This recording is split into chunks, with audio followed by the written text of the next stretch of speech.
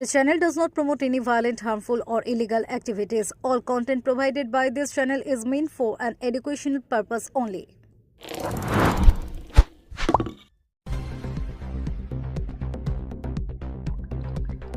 কৃষক দিবসে কৃষকদের পাশে থাকার বার্তা রাজ্য সরকারের।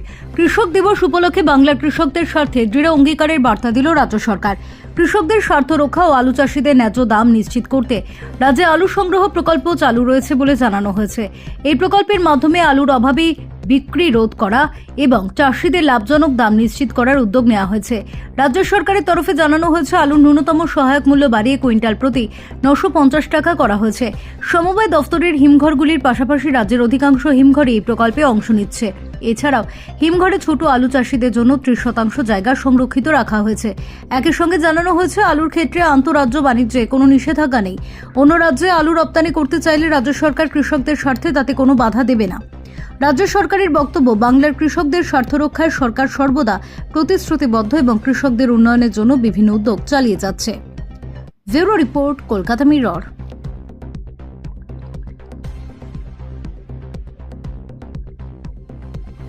আলু চাষিদের অভাবে বিক্রি বন্ধ করতে এবং আলু চাষিরা যাতে আলুর দাম পায় এটাকে নিশ্চিত করতে মাননীয় মুখ্যমন্ত্রী মমতা বন্দ্যোপাধ্যায়ের উদ্যোগে রাজ্য সরকার আলু সংগ্রহ শুরু করেছে এবং কুইন্টাল প্রতি 950 টাকা দাম ধার্য করা হয়েছে এবং পাশাপাশি পশ্চিমবঙ্গ সরকারের সমবায় দপ্তরের কোল্ড স্টোরেজ সহ রাজ্যের সমস্ত হিমঘরকে যুক্ত করা হয়েছে আলু সংগ্রহের কাজে।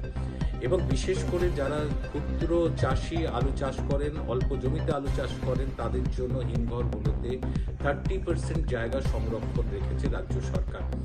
এছাড়াও এই রাজ্য থেকে যাতে অন্যান্য রাজ্যে আলু রপ্তানি করতে পারে, অর্থাৎ আন্তঃরাজ্য যে আলু ব্যবসার যে কাজ সেটাকে সরকার মান্যতা দিয়েছে।